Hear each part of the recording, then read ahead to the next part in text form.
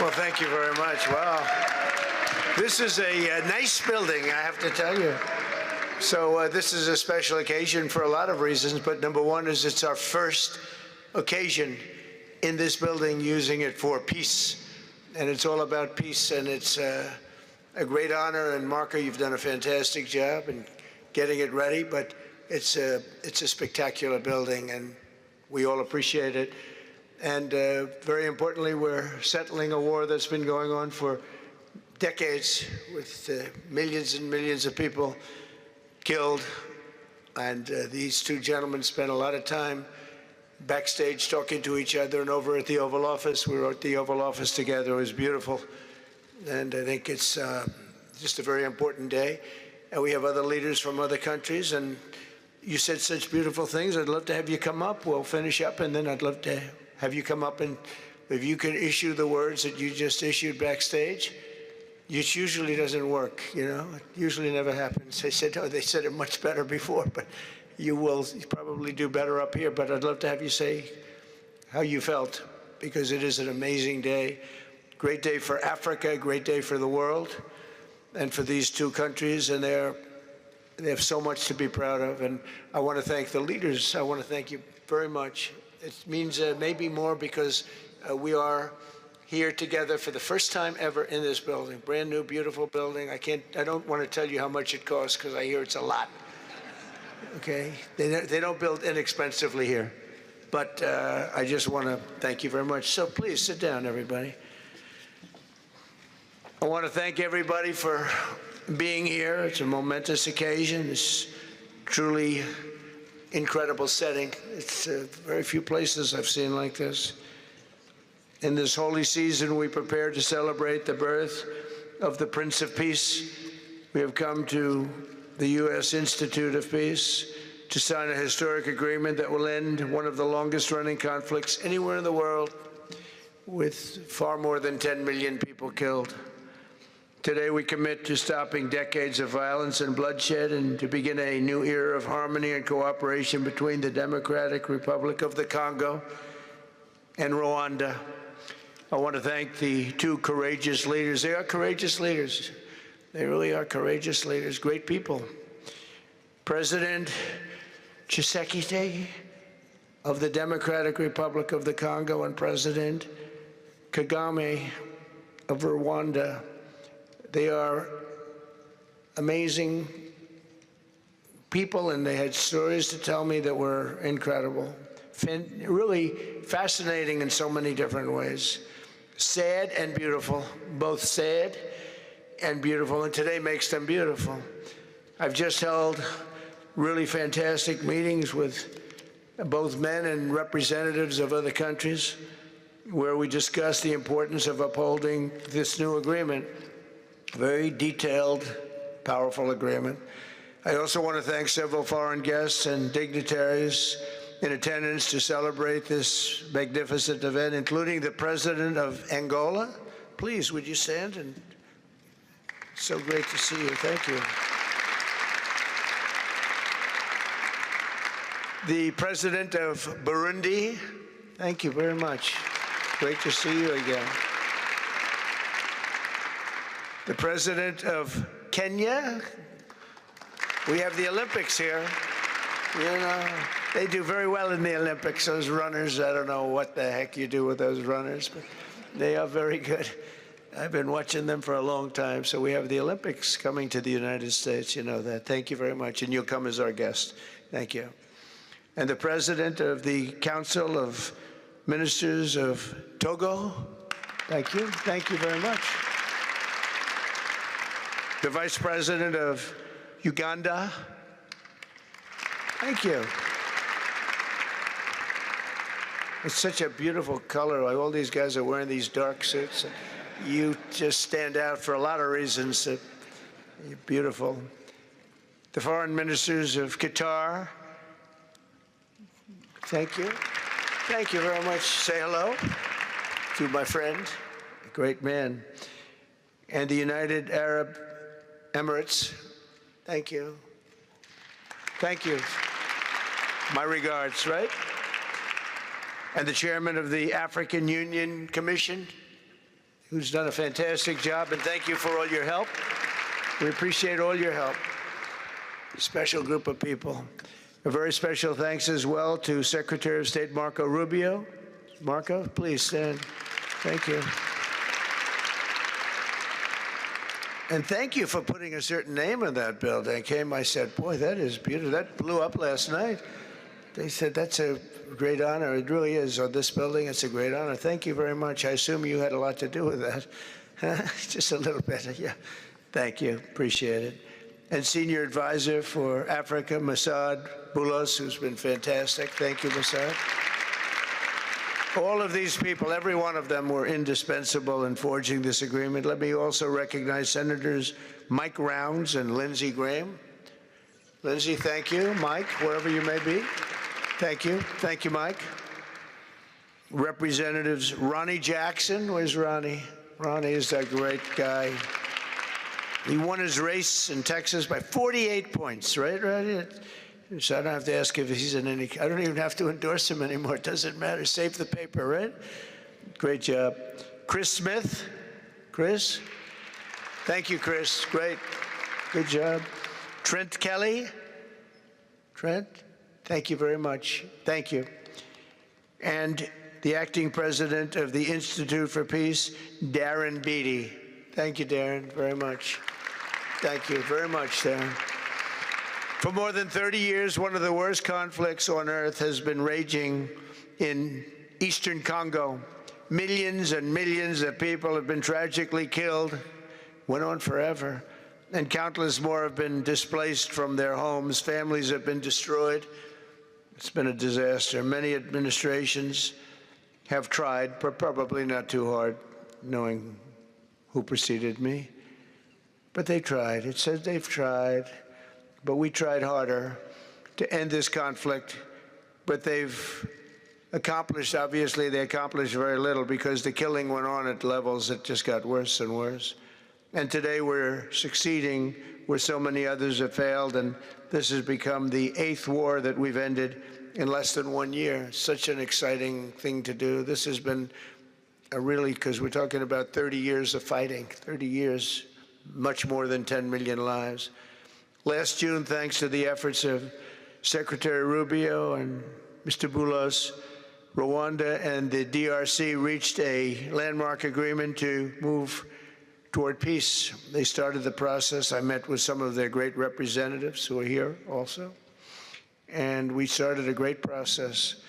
The compact we're signing today, which will be known as the Washington Accords, everybody sort of liked that name, formalizes the terms agreed to in June, including a permanent ceasefire, the disarmament of non-state forces, provisions for refugees to return to their homes, and justice and accountability for those who have committed illegal atrocities. Very importantly, this agreement also creates a new framework for economic prosperity. There's tremendous wealth in that beautiful earth. It's beautiful earth. But it was stained badly with blood, tremendous amounts of blood. But in the region that will support a lasting peace, and the Democratic Republic of the Congo and Rwanda have agreed to more closely integrate their economies with each other rather than fighting, and they'll be doing that. And these two gentlemen are very smart, and I think they liked each other a lot. I spent time with them.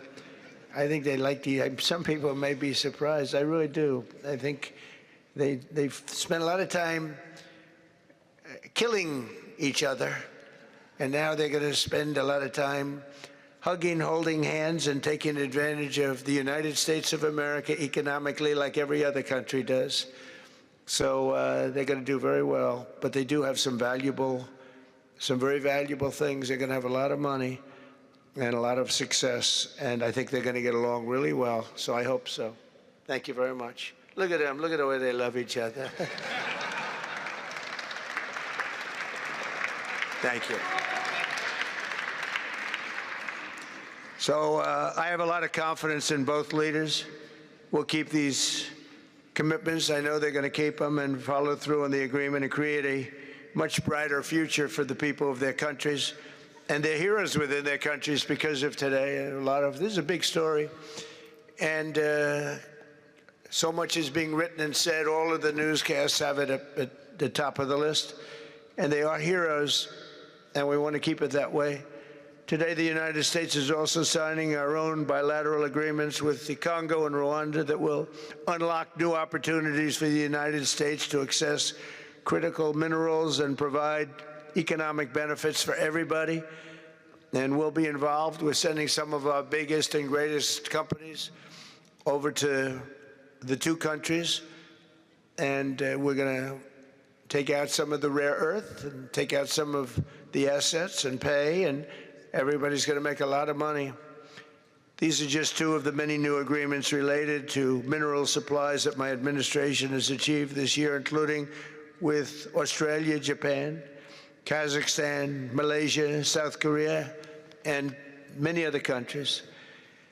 With all of these agreements, we're forging new economic security partnerships that protect the interests of America and our friends and partners, and a core feature of my administration's national security strategy, a big part of which is the tariffs. We're taking in trillions of dollars in tariffs. Nobody's ever seen anything like it, and it's given us really great national security. We'll be paying down debt. We'll be making distributions to people, and we're really doing a job.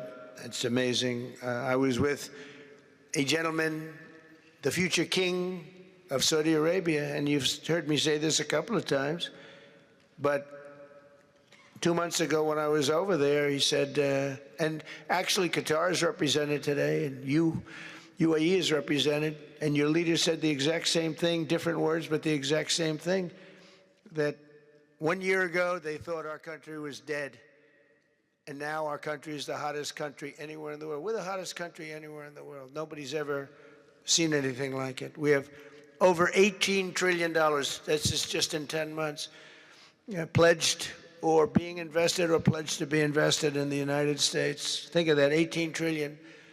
The highest amount we've ever had is 1.5. Under the Biden administration, they did much less than 1 in 4 years. Think of that.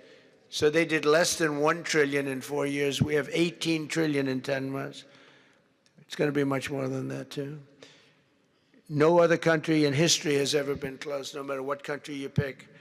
So I want to thank you again, everybody, for your great vision, and I want to thank the people, especially the people that we named.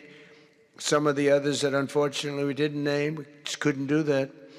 But for your vision and for your courage, because it's made it possible to begin healing old wounds and transcending past differences and creating a future where every child of God can live in dignity, prosperity, and peace. And these are two very good men, and they're two potentially very strong countries. I'd like to now invite President Kagame to come up and say a few words. It's Rwanda.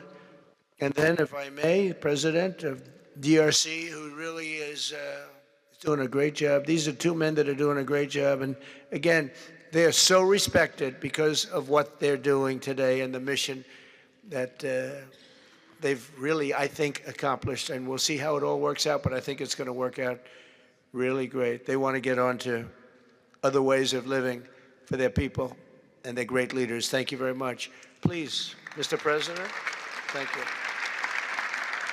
Thank you very much.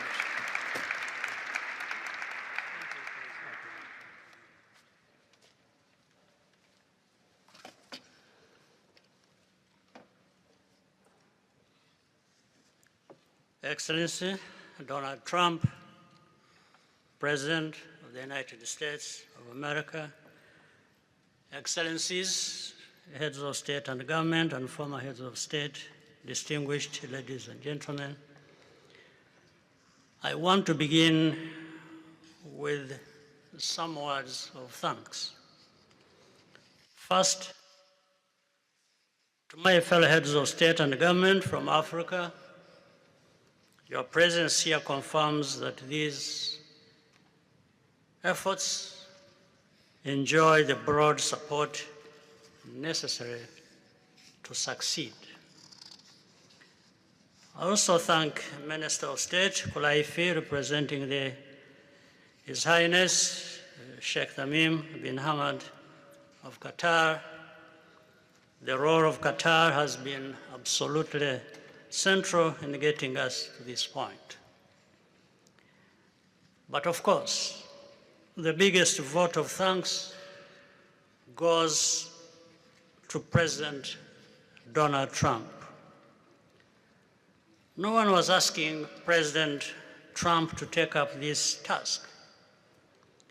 Our region is far from the headlines. But when the President saw the opportunity to contribute to peace, he immediately took it. This conflict has lasted for 30 years. We have seen countless mediations and efforts, but none has succeeded in resolving the underlying issues. President Trump introduced a new and effective dynamism that created the space for breakthroughs.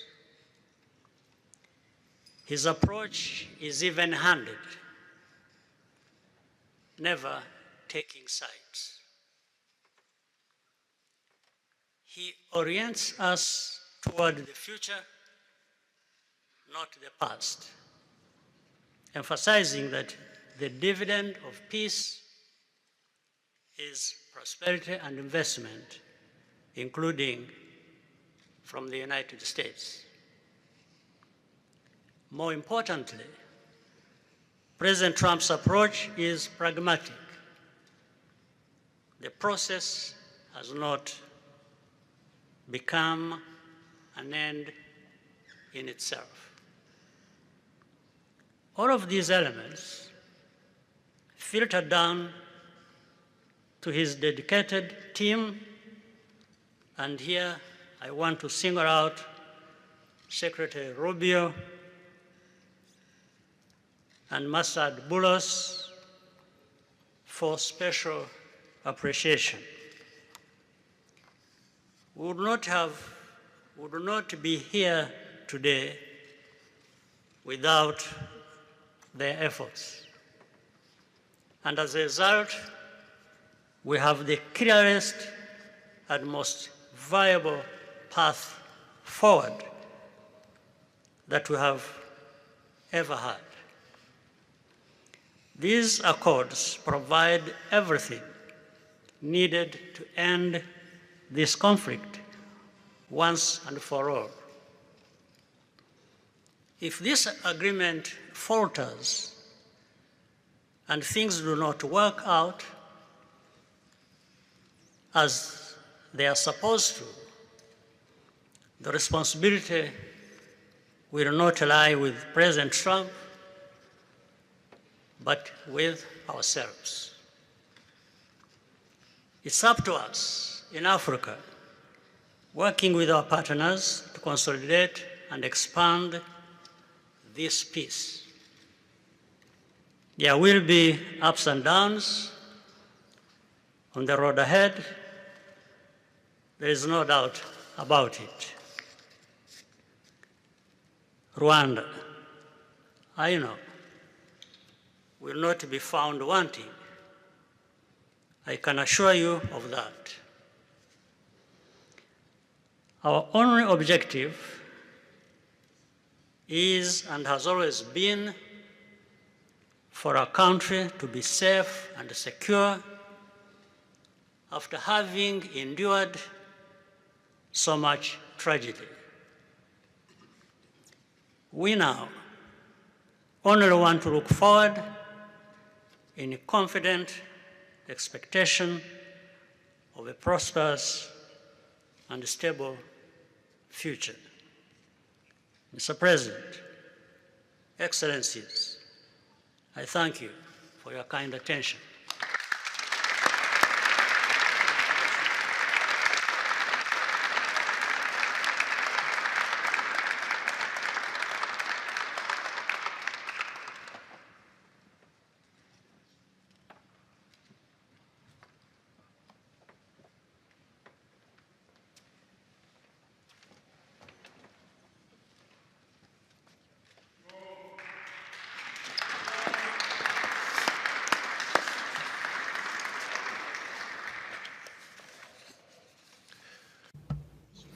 Mr. the President of the United States, Donald Trump, ladies and gentlemen, dear members of the delegations, distinguished guests, as we have just placed our signatures at the bottom of the joint declaration enshrining the Washington agreements for peace and prosperity, I do feel, on behalf of the people of Congo, a deep gratitude and clear hope. First of all, I would like to express quite solemnly our deep thanks to the President of the United States of America, Mr. Donald Trump. I would like to thank his administration and also wish to thank the American people for the critical role that they played for the rapprochement, the closening between the Democratic Republic of Congo and the Republic of Rwanda. To these thanks, I also bring in all of our regional partners and our international partners who, thanks to their commitment and engagement, have consistently made this critical moment possible in the road to peace. First and foremost, we have Sheikh Yanim bin Ahmad Adani. We have President João Manuel Lourenço Gonçalves, who is the President of Angola and the acting President of the African Union. And we also have the former President of the Republic of Kenya, my brother, Uhuru Kenyatta, who I can see here in the room. These two great Africans who are at the beginning, who started the Rwanda and the Nairobi processes. And beyond them, I wish to thank also all of the African leaders who contributed to help us in this struggle. And I do hope that we have, yes, reached the end. The Washington agreements are not yet another document. These represent a turning point. They bring together under a coherent architecture a declaration of principles of a peace agreement and also the regional economic integration framework to provide to the peoples of the region a new perspective, a new outlook, namely to finally overcome the cycle of violence, of forced displacements, of mistrust, defiance, in order to begin a new era of friendship, cooperation, and prosperity all shared together. For those involved, the Democratic Republic of Congo takes this solemn commitment to implement with complete sincerity all of our obligations that stem from this agreement. We will do this with seriousness, with rigorousness, and also the constant care for peace and the security of our populations, for the unity and the integrity of our territory. We do hope that thanks with the same seriousness that the Republic of Rwanda will also respect fully the letter and the spirit of the commitments made here in Washington. We are reaching out for a peaceful cooperation based on mutual respect, non-interference, and the joint struggle against the armed groups, the end of all support to negative forces, and the beginning of fair prosperity on behalf of our two populations. I do believe this day is the beginning of a new path. A demanding path, yes, indeed, quite difficult, but this is a path where peace will not just be a wish and aspiration, but a turning point. The Democratic Republic of Congo will fully play its part with dignity, with consciousness and consistency, and with the support of our partners. We will remain watchful, vigilant, but not pessimistic. We'll be clear-eyed, but resolutely optimistic. These Washington agreements for peace and prosperity must be for our peoples a symbol of an irreversible commitment to turn the page of confrontations and to open a new era of cooperation and sustainable peace throughout the region. Thank you.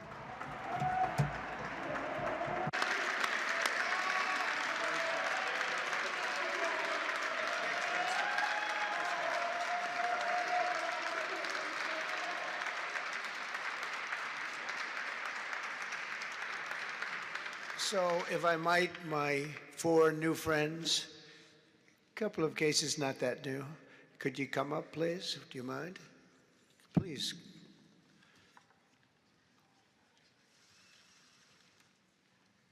They represent so many and so well, so I just want to thank you very much. Good.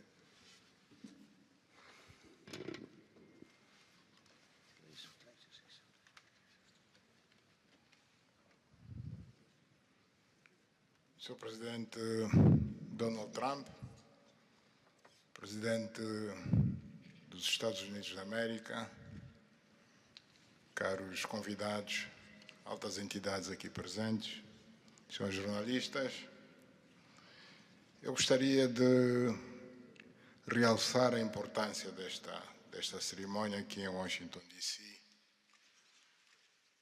que vai finalmente pôr fim a um conflito que, como já foi dito, dura mais de 3 décadas. Não são exatamente 30 anos, mais do que 3 décadas. Um conflito entre irmãos, países vizinhos e irmãos, que deviam se dar bem, mas que, por razões de diversa ordem, têm vindo a se degladiar ao longo dos anos, com pesadas consequências, quer para as populações de ambos os países, como também para as respectivas economias. A região dos Grandes Lagos é uma região das mais ricas do mundo, não apenas da África. É enormemente rica em recursos hídricos, terras aráveis, florestas, recursos minerais que estão no subsolo, mas, sobretudo, rico nas suas pessoas, com um potencial muito grande para desenvolver aquela região de África que pode catapultar o desenvolvimento de outras regiões igualmente do nosso continente. O mundo atravessa hoje uma crise energética e alimentar. Nós fomos a dizer que a África, e em particular essa região dos Grandes Lagos, tem o potencial, não digo de resolver, mas de contribuir consideravelmente para a resolução dessas 2 grandes crises, quer alimentar, quer a energética, não apenas para o nosso continente, mas para o mundo. A grande barragem do Inga, adormecida há bastantes anos, pode contribuir enormemente para a eletrificação do continente e, consequentemente, para a sua industrialização. Em termos de agricultura, o facto de ter terras aráveis, um índice de chuvas bastante regular e abundante, pode-se desenvolver agricultura naquelas regiões para alimentar o continente.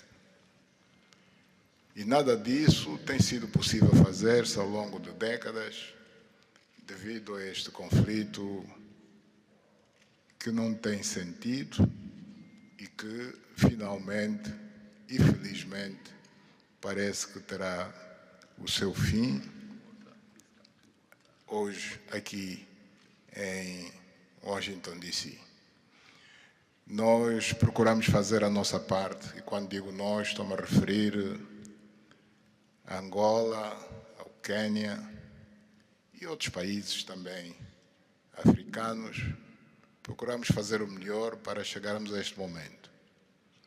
Infelizmente não foi possível, mas nós só temos que agradecer ao presidente Trump por ter dado continuidade ao trabalho que nós realizamos e ter conseguido alcançar esse desfecho do qual todos nós sairemos a ganhar. Portanto, mais uma vez, o presidente Trump fez a parte que lhe compete e nós esperamos e acreditamos que é o que vai acontecer, que as duas partes, ou seja, as autoridades da República Democrática do Congo e da República do Ruanda também farão a sua parte para a implementação com êxito deste acordo. Uma coisa é assinar um acordo, outra coisa que é mais difícil, mas é possível, desde que haja vontade política, é implementar em tempo útil tudo aquilo que nós acordamos e assinamos. Parabéns a todos. Muito obrigado. Your Excellency, the U.S. President, President Trump, dear guests, dear dignitaries present here, and press members. I would like to highlight the importance of this ceremony taking place in Washington, D.C., because this has come to put an end to a war that has been there for more than 3 decades, because it's not just exactly 3 decades, but it's more than 30 years. And this is a conflict that has been there between two neighboring countries, which have been fighting for many years with consequences on the peoples, countries, economies, and so forth. And these consequences also were felt in the Great Lakes region, which is a very rich region in Africa, rich in terms of water resources, arable lands and forests, and as well as mineral resources, which are important for the development of our region. So it's important that we've reached to this point where the agreement is going to be, has been signed, a peace deal, which will benefit immensely the whole region and will unleash the opportunities for the development of our continent, and as well as to helping the whole world in terms of fighting against the food crisis and energy crisis which the whole world is going through now. We believe that the Great Lakes region will have to play a great role in providing resources to the international community. And of course, solving this conflict will also help solve other crises, not only in the continent as we know, but worldwide. For example, the Great Inga hydro project in Congo is important. It can help to electrify the continent and consequently help in terms of developing agriculture and providing agriculture, arable lands, and abundant resources that we have that can be used. We know that Africa possesses a lot of other resources such as rainfalls, which are important for agriculture. So nothing has nothing would just justify this war, but eventually the most important thing that it has come to war. We sought as Africans to do our part. When I say Africans, I mentioned countries such as Angola, Kenya, and other African countries, but unfortunately we couldn't make it. But we now want to thank President Donald Trump for having helped to reach this important milestone.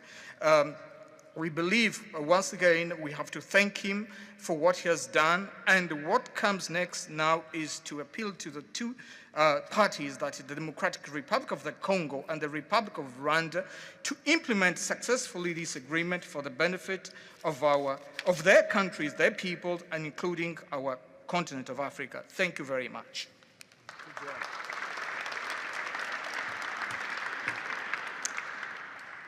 Your Excellency, President Trump,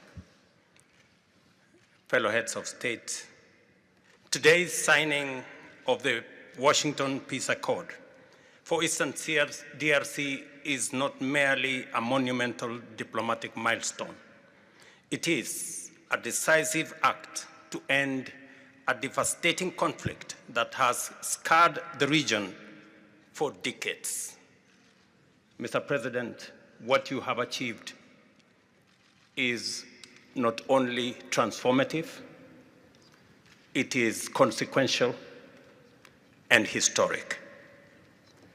This conflict has destroyed livelihoods, destabilized our region, and threatened the future of the entire Great Lakes African continent.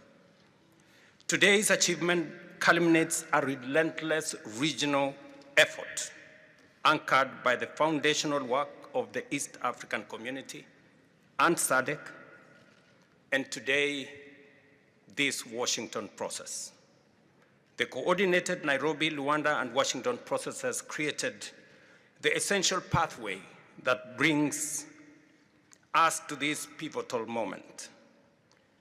We would like to extend our gratitude to President Tshisekedi and President Kagame for their leadership during this process.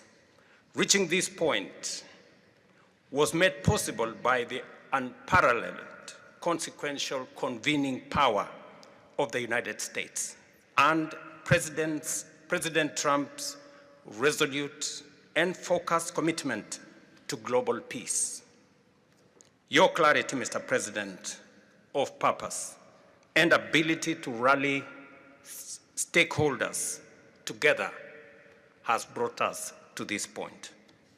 We therefore extend our profound gratitude to President Trump, whose bold leadership has been instrumental in delivering this breakthrough. Our presence here, Mr. President, as regional leaders, is a testament of our collective resolve. We will spare no effort to ensure this agreement is fully realized, mobilizing every resource and partner to secure peace and unlock the region's immense economic promise. The protracted conflict on our continent continues to hold back Africa. Our current 3% share of global trade is stark evidence of how far this war has held us back. A peaceful Eastern DRC can unlock one of Africa's greatest economic opportunities. Our vast resources, the young talent that we have, connected through our regional infrastructure and the Africa Continental Free Trade Area, can ignite an unprecedented transformation. A peaceful and integrated Great Lakes region will accelerate innovation, predictable government reduces risk, harmonized regulation lowers costs, and open borders increase trade, attracting value-added industries to our continent. For too long, Africa has exported raw materials only to import refined products at great cost. Our regional economic integration framework, Mr. President, that you have spoken to here, will build value chains in minerals, manufacturing, and agri-processing, creating jobs and creating wealth. The Great Lakes region stands at the threshold of a new era. Peace will open doors, integration will guide us, and private sector dynamism will propel us forward. In conclusion, as we celebrate progress in the DRC, we must not look away from other crises. I want to ask you respectfully, Mr. President, that in your quest for global peace, to support efforts to resolve the humanitarian catastrophe in Sudan. I thank you.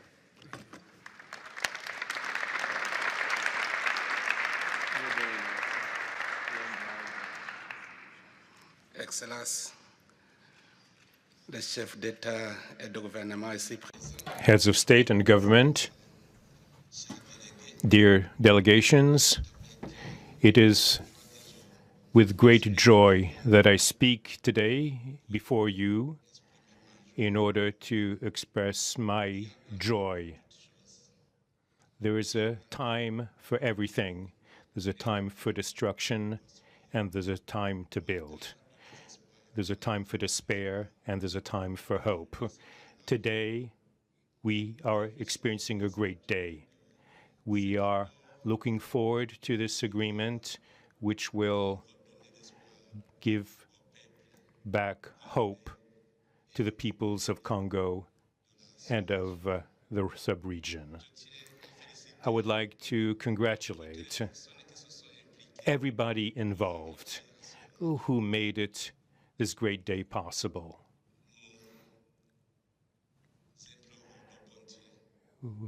We urge God to continue to guide us, to guide the steps of all people of goodwill who will become involved for its implementation.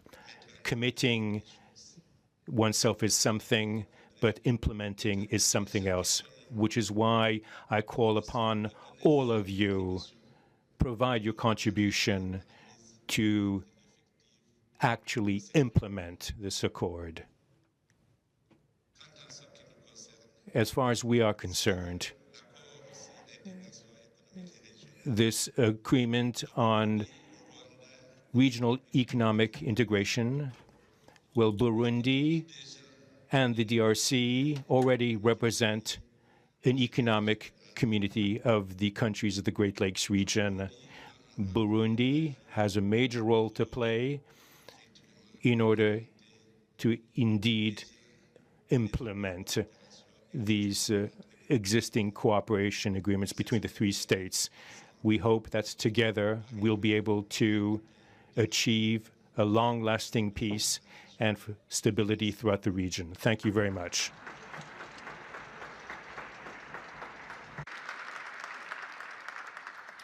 Thank you very much. And I just want to introduce a friend of mine who I just noticed in the audience. He's in charge of a very small sport called here, soccer, over there, football. So nobody knows really what to call it. Johnny, thank you very much. The head of FIFA is here.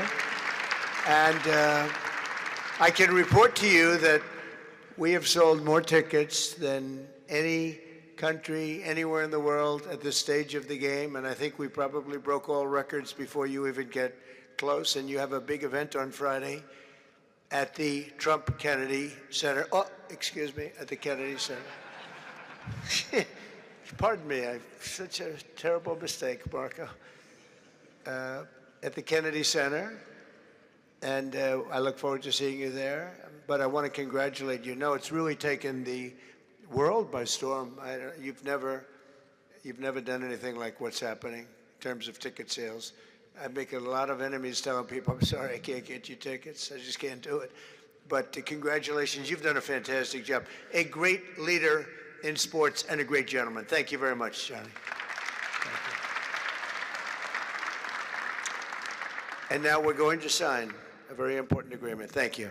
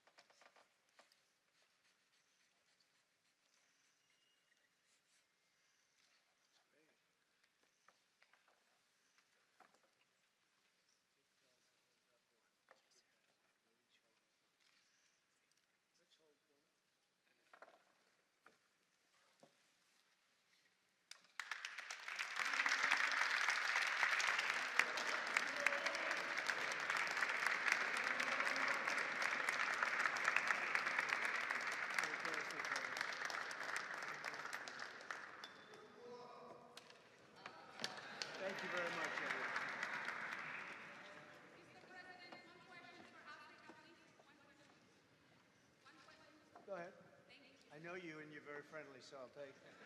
Otherwise, I wouldn't take it. Go ahead. Mr. President, we are witnessing a historic moment for Africa. My question to you is, when we will see the withdrawal of Rwandese troops from DRC, and when we will see the real peace? Because even now, we are witnessing this historical peace deal, but people are being still killed in DRC. Because the truth continue there. Because this peace to be real, the truth needs to withdraw from DRC. When we will see the I think you're going to see very quickly, I think you're going to see things happen. This is something that was not doable, according to a lot of people, and not only is it doable, I think it's going to be a great miracle. These two gentlemen are leaders, they're great leaders, and they're going to prove that in the coming months and years. And I think you're going to see very immediate results. I have confidence that that's what's going to happen. Thank you very much, everybody. Thank you. Thank you.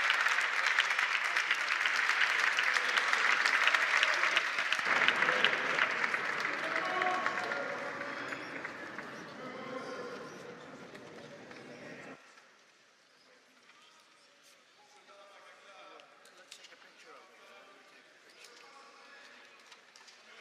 Great.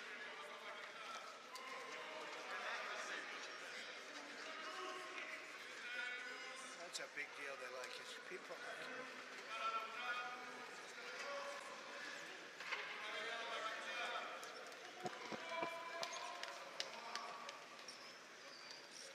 Thank you, everybody. Thank you.